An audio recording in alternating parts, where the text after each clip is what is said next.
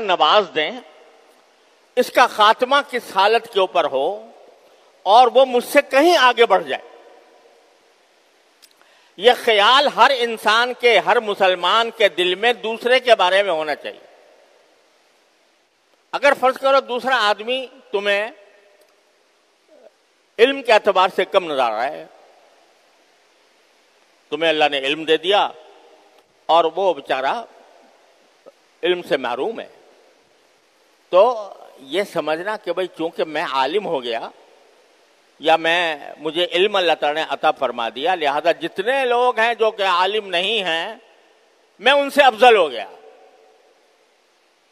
ارے بھائی، افضل ہونا تو اس طرح ہوتا ہے کہ اللہ تبارک و تعالیٰ قبول فرما لے، اللہ تعالیٰ راضی ہو جائے اور جنت میں داخل فرما دے.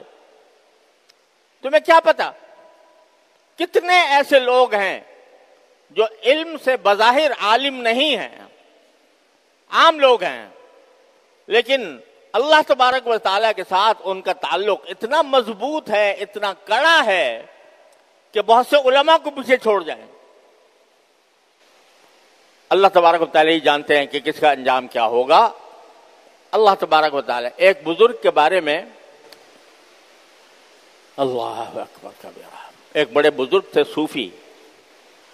اب کوئی ان کا، جتنے لوگ بزرگ ہوتے ہیں ان کے کچھ مخالف بھی ہو جاتے ہیں، تو ایک مخالف نے ان بزرگ کے بارے میں یہ کہا کہ تم تو کتے سے بھی بدتر ہو. منہ پر کہہ دیا کہ تم کتے سے بھی بدتر ہو. تو جواب میں ان بزرگ نے کہا کہ بھائی ابھی مجھے پتہ نہیں ہے کہ میں کتے سے بدتر ہوں یا نہیں ہوں، ابھی مجھے پتہ نہیں. اگر اللہ تبارک و تعالیٰ نے مجھے جہنم سے محفوظ کر لیا اور جنت میں داخل کر دیا، اس وقت تو مجھے پتہ چلے گا کہ میں کتے سے بہتر ہوں. لیکن اگر اللہ تعالیٰ نے کہیں پکڑ کر لی تو یقیناً میں کتے سے بدتر ہوں. مجھے کیا پتا کہ اللہ تبارک و تعالیٰ نے میرے بارے میں کیا فیصلہ کر رکھا ہے. لہذا تم جو کہہ رہے ہو کتے سے بدتر ہوں، ہو سکتا ہے ہوں کتے سے بدتر، اس واسطے کہ پتہ نہیں اللہ تعالیٰ نے میرے ساتھ کیا معاملہ فرمانا ہے اور کیا فیصلہ کر رکھا ہے. تو جب کوئی اتنا بڑا بزرگ آدمی جو عابد ہے، زاہد ہے، لوگ اس کے پاس رجوع کرتے ہیں، لوگ اس سے ہدایت حاصل کرتے ہیں، وہ بھی یہ کہہ رہا ہے کہ میں کتے سے بھی بدتر ہونے کا احتمال رکھتا ہوں. ہو سکتا ہے کتا مجھ سے بہتر ہو، کیونکہ اگر مجھے جہنم میں داخل کر دیا گیا العیاذ باللہ تو یقیناً کتا مجھ سے بہتر ہے کہ اس کو جہنم میں داخل ہونے کا کوئی خطرہ نہیں.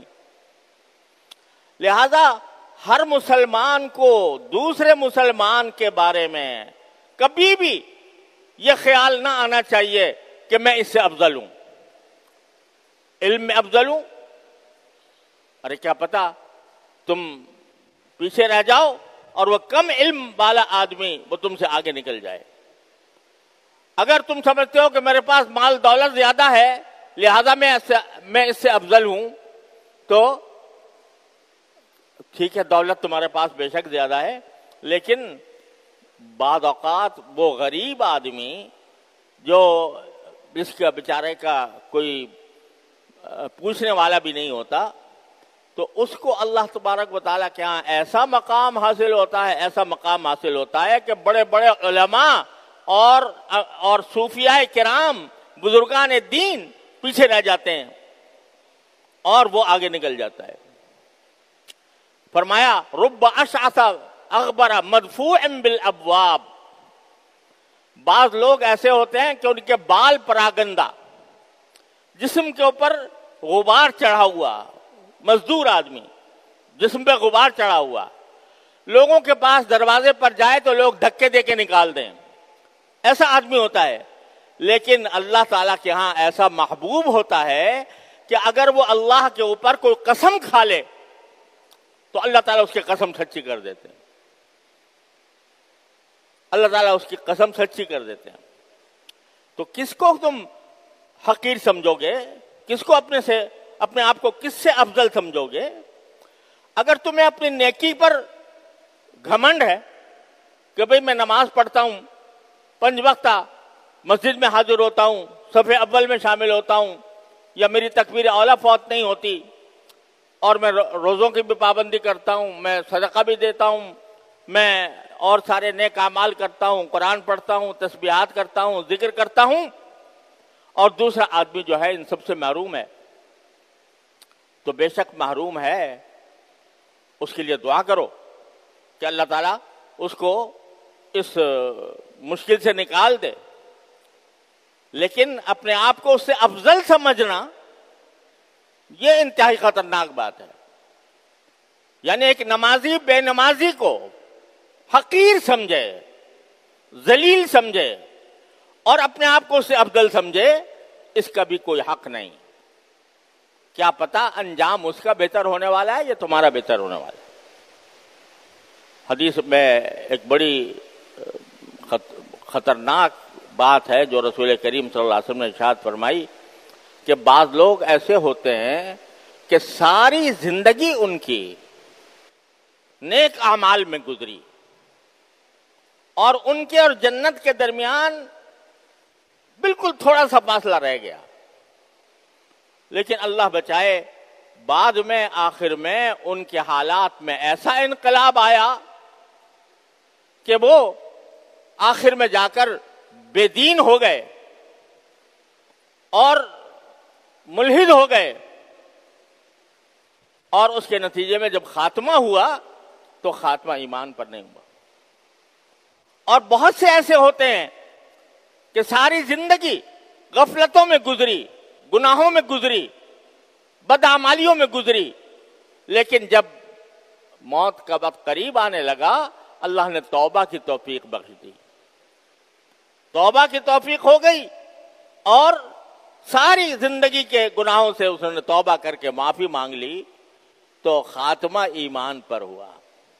اللہ تبارک و تعالیٰ، اب دیکھو پہلا آدمی باوجود ہے کہ وہ نیک تھا لیکن آخر میں جا کر اس کے حالات خراب ہو گئے اور اس کے نتیجے میں وہ جہنمی بن گیا، اور جو دوسرا آدمی جو ساری زندگی بدعمالیوں میں گزری تھی لیکن خاتمہ ایمان پر ہوا، عمل صالح پر ہوا، تو اس واسطے اللہ تعالیٰ نے اس کو جنتی بنا دیا۔ تو کس کو حقیر سمجھو گے، کس کو ذلیل سمجھو گے، اپنے آپ کو کس پر افضل سمجھو گے؟ پتہ نہیں اس کا خاتمہ کیسا ہونے والا ہے، تمہارا خاتمہ کیسا ہونے والا ہے۔ لہذا ذلیل سمجھنے کا، حقیر سمجھنے کا کسی کو حق نہیں ہے۔ گناہگاروں کو بھی ذلیل سمجھنے کا حق نہیں ہے۔ ان کے گناہ کی سے نفرت کرو، ان کی بدعمالی سے نفرت کرو، لیکن ان کی ذات کے اوپر ترس کھاؤ، ترس کھا کر دعا کرو، اے اللہ اپنی رحمت سے اس کو اس مصیبت سے نجات دے دیجئے، اس کی اصلاح کر دیجئے، یہ دعا کرو۔ حقیر نہ جانو، ذلیل نہ کرو۔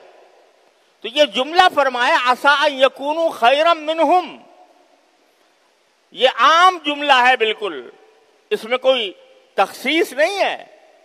جن کا تم مذاق اڑا رہے ہو، چاہے وہ جاہل ہو، چاہے وہ بدعمل ہو، چاہے وہ گناہگار ہو، اگر تم اس کا مذاق اڑا رہے ہو تو کچھ پتہ نہیں کہ تم بہتر ہوگے یا وہ بہتر ہوگا، انجام کس کا بہتر ہوگا۔ حضرت حکیم الامت مولانا اشرف علی صاحب تھانوی رحمۃ اللہ علیہ فرماتے ہیں کہ وہ جملہ بھی ایسا ہے کہ اللہ تعالیٰ ہمیں سمجھنے کی توفیق عطا فرمائے۔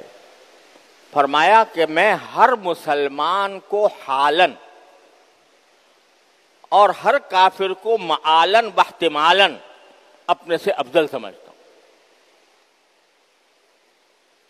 ہر مسلمان کو حالاً یعنی اس وقت بھی، ہر مسلمان جب ایمان ہے اس کے پاس تو اپنے آپ سے افضل سمجھتا ہوں اس کو، اور کافر کو بھی، غیر مسلم کو بھی احتمالاً، یعنی یہ احتمال ہے کہ اللہ تعالیٰ اس کو ایمان دے دے اور ایمان دے کے رخصت کرے، تو اس لحاظ سے افضل سمجھتا ہوں۔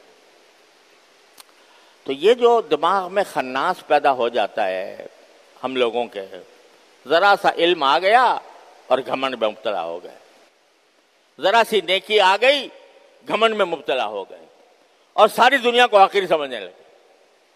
تو قرآن کہتا ہے کہ ہر مومن دوسرے مومن کو یہ سمجھے کہ شاید یہ مجھ سے بہتر ہو، عسیٰ ان یکونوا خیرا منہم۔ اگر باقی ہم لوگ صحیح معنی میں اس جملے پر عمل کر لیں، اپنے دل کو سمجھا لیں یہ بات کہ بھائی دوسرا آدمی جو ہے خیر شاید مجھ سے بہتر ہی ہو، اگر یہ دماغ میں ہمارے بیٹھ گئی، دل میں اتر گئی، تو کبھی کسی کی تذلیل کا تحقیر کا سوال ہی پیدا نہیں ہوتا، کسی کی تذلیل اور تحقیر کا خیال بھی دل میں نہیں آ سکتا۔ کچھ پتہ نہیں یہ مجھ سے